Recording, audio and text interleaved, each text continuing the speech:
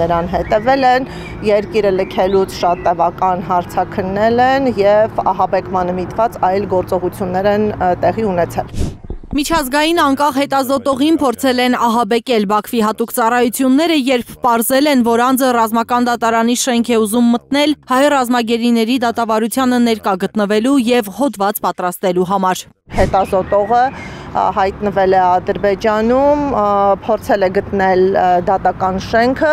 ներկա գտնվել դատավարությանս, նախ մեծ դժվարությամբ կարողացել է գտնել այն շենքը, որտեղ իրականացվում են դատավարությունները, սակայն մուտքը արգելափակվել է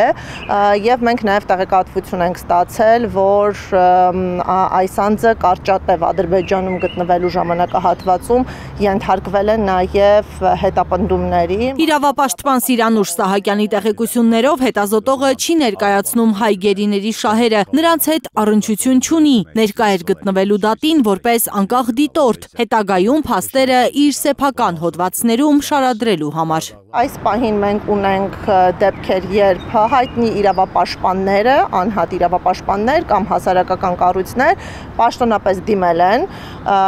խնդրելով հնարավորություն տալ դիտարկել դատավարությունները և մուտք գործել այդ նպատակով երկիր, նման խնդրանքները չեն բավարարվել։ Բաքվի ռազմական դատարանի շենք չեն կարողացել մտնել անգամ Բաքվում հավատարմագրված դիվանագիտական ներկայացուցչությունների աշխատակիցները, դիվանագետները, թեև հետևել են պաշտոնական ընթացակարգին, դիմումներ են ներկայացրել, հերթագրվել։ Այստեղ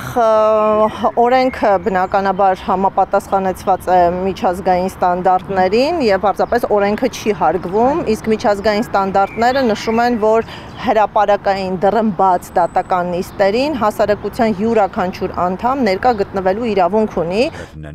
Բաքուն ավելի դաժան է դարձել հայ գերիների հետ տեսակցություններ հեռախոսազանգեր կազմակերպելու հարցում։ Սահակյանի տեղեկություններով արդեն 2 ամիս է Կարմիր խաչի աշխատակիցները չեն կարողանում այցելել Բաքվում ազատազրկման դատապարտված 7 հայ ռազմագերու։ Մենք չգիտենք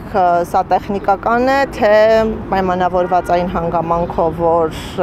Ադրբեջանը ծանոթել է Կարմիր խաչի գործունեությունը դադարեցնելու իր մտադրության մասին, արդեն իսկ սահմանափակում է Կարմիր խաչի գործունեությունը։ Հազվադեպ կարճատև զանգեր Բաքուն կազմակերպում է առանց Կարմիր խաչի ներկայացուցիչների, սեփական նախաձեռնությամբ, սեփական հսկողության պայմաններում։ Ինչու են խոչընդոտվում տեսակցությունները Բաքվում ազատազրկման դատապարտված ռազմագերիներ Վագիվ Խաչատրյանի, Ռաշիդ Բեգլարյանի, Ալյոշա Խոսրովյանի, Լյուդվիգ Մկրտչյանի, Դավիթ Դավթյանի, Գևորգ Սուջյանի, Վիգեն Էլջեքչյանի հետ։ Իմ գնահատմամբ այդ պատճառները հենց խոշտանգումների և վատ վերաբերմունքի հետքեր թաքցնելն է։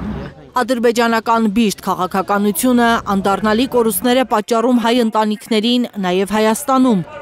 Սահակյանը նկատում է, վերջին շրջանում հաճախակիացել են հանկարծամահության դեպքերը ռազմագերիների, անհետ կորածների ընտանիքներում։ Սա վկայություն է, որ տևական անորոշությունները ինտենսիվ հոգեկան տառապանք են պատճառում և այդ ստրեսային վիճակը հանգեցնում է կաթվածների։ Լիլիթ Խալաթյան, Արաքել Օհանյան, Հարություն Մաթևոսյան, Հայլուր։